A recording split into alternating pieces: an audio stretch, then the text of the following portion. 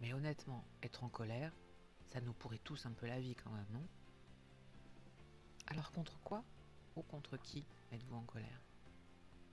À cause du gouvernement, contre le confinement, contre le couvre-feu, contre les masques, votre patron, la météo, des collègues qui ont toujours quelque chose qui va pas ou qui trouvent des excuses pour ne pas faire, votre père, votre mère, votre frère, votre soeur, votre cousin, vos voisins, votre chat ou votre chien qui a uriné sur le tapis, celui qui vous a piqué votre place de parking, toutes ces mesures liberticides qui nous affectent tous et qui nous pourrissent la vie, le policier qui vous a mis une amende, votre voiture qui tombe en panne, etc., etc.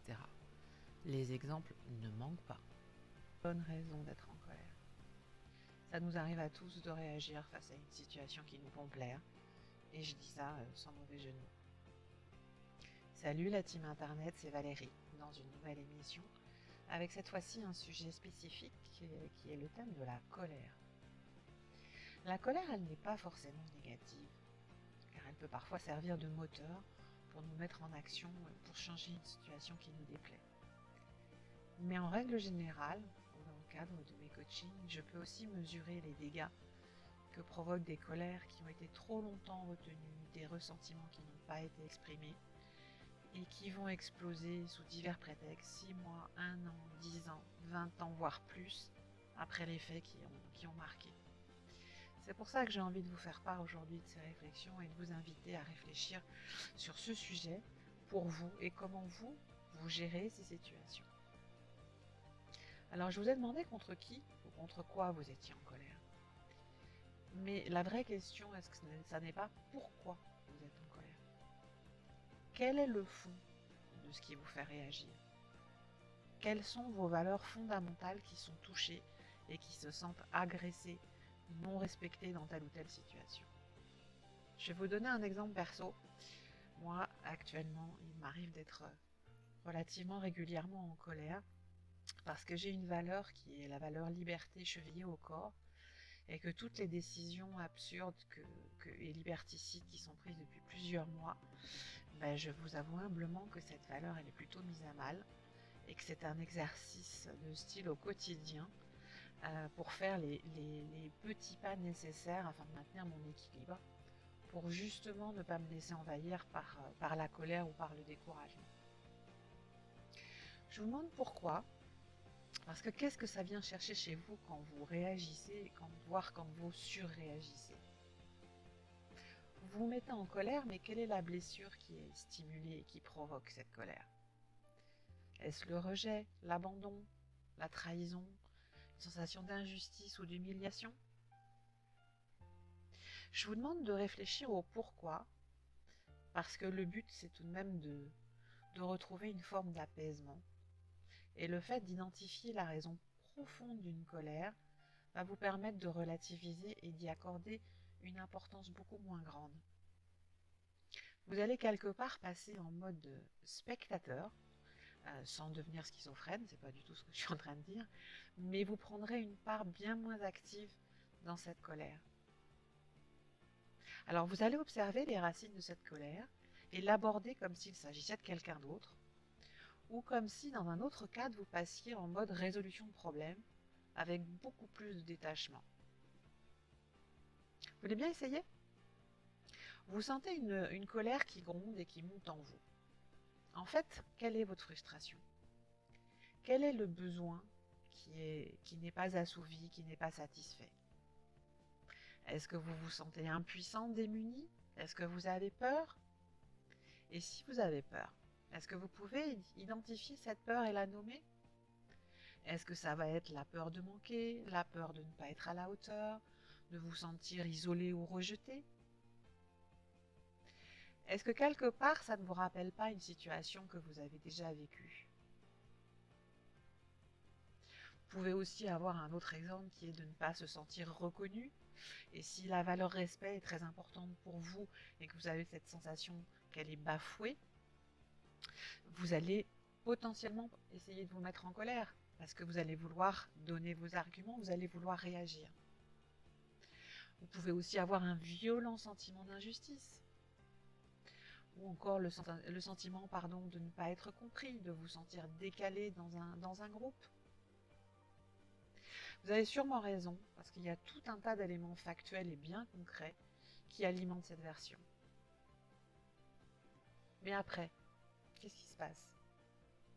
Donc, vous allez encore rester en mode rumination? Vous allez incriminer certaines personnes, mais est-ce que vous avez réfléchi au fait que ceux qui ont provoqué cette colère chez vous n'ont peut-être pas réellement perçu que leur comportement avait un impact aussi fort? Et puis pendant que vous passez en mode rumination, est-ce que vous ne pensez pas que eux sont peut-être passés à autre chose? Une question à vous poser aussi, c'est pourquoi vous ne vous êtes pas exprimé au moment où vous viviez cette situation, au moment où les éléments qui vous mettent en colère se produisaient? Qu'est-ce qui vous a retenu? Vous pouvez essayer d'être honnête, d'être au clair avec vous-même sur ces points. Qu'est-ce que ça provoque en vous?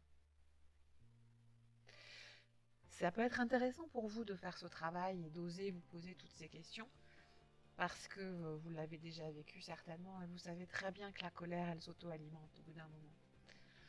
Vous allez ressasser, vous allez être en boucle, ça va monter, s'amplifier, vous ne serez pas pour autant apaisé, avec un risque qui est que vous allez exploser quelques heures plus tard pour de mauvaises raisons. Un exemple classique, c'est que vous vous êtes pris le chou dans le cadre de votre travail, vous n'avez pas forcément dit quoi que ce soit au moment où ça se produisait, puis les soirs vous rentrez, puis ça va être votre conjoint ou vos enfants qui vont faire les frais de votre colère pour X et X raisons, la vaisselle qui ne sera pas faite, la maison qui sera en bazar, alors que vous, en fait, vous n'aviez qu'une envie, c'est de retrouver un endroit où vous ressourcer. Et là, vous allez vous énerver ou bouder, créer une tension, alors que la vraie raison de votre énervement et de votre colère, c'est pas du tout ça. Mais plutôt le fait que vous n'avez rien osé dire, et c'est ça qui vous a mis en colère toute la journée. Et une des raisons majeures quand on est confronté à ce genre de situation, et même si vous n'osez pas vous l'avouer, c'est que quelque part vous êtes surtout en colère contre vous-même. Vous êtes en colère parce que vous n'avez pas osé. En colère contre vous-même, car vous connaissez plus ou moins consciemment vos freins, mais vous ne savez pas comment faire pour vous en débarrasser et vous retombez toujours dans les mêmes schémas. Et c'est pour ça qu'il me semble important que vous preniez le temps de faire un petit pas de côté, de faire cet exercice de vous observer pour aborder les choses et les contextes différemment. Ça me semble important pour vous que vous preniez le temps de réfléchir aux motivations et aux causes profondes de vos colères. Il n'y a qu'en faisant ce genre d'exercice que vous allez réussir à l'évacuer progressivement et pouvoir passer à autre chose. Alors oui, vous n'aurez pas forcément de solution magique tout de suite, mais déjà le fait de l'identifier au moment où ça se produit, de le reconnaître, d'en prendre conscience et de l'accepter, vous allez dégonfler l'importance et la puissance que vous accordez à cette colère. Car vous remenez vers vous, en vous, et c'est ainsi que vous pourrez clarifier ce qui vous a stimulé, ce qui vous a interpellé. Et cette mise en distance, elle va vous permettre de relativiser et de retrouver un début d'équilibre intérieur. Et ça, c'est avec vous-même, en vous-même, que vous pourrez trouver une ou des solutions pour apporter la réponse qui vous convient. Vous voulez bien essayer la prochaine fois que vous vous sentirez comme ça et que ça commence à gronder intérieurement? Alors si je récapitule, ça commence à vous titiller sérieusement et puis vous sentez une sorte d'agitation, de mécontentement, de malaise intérieur grandir. Prenez une grande respiration déjà. Essayez d'identifier les mots, les sensations qui ont pu provoquer ce malaise. Puis ensuite, essayez d'identifier les raisons de votre colère. Est-ce que vous vous êtes senti rejeté, humilié, pas à la hauteur? Les raisons, elles peuvent être différentes, voire parfois il y en a plusieurs qui vont se mélanger. Ok. Acceptez et reconnaissez tous ces motifs. Vous avez le droit d'avoir toutes ces émotions en vous. Mais une fois cette étape de reconnaissance et d'identification faite, là vous serez conscient et lucide et vous pourrez alors avoir le choix de réagir ou pas. Et c'est là que ça change tout. Parce que quelle que soit la décision le choix que vous ferez face à telle ou telle situation, c'est vous qui déciderez. Et vous serez lucide et acteur. Vous ne serez plus en position de subir, et ça fait toute la différence.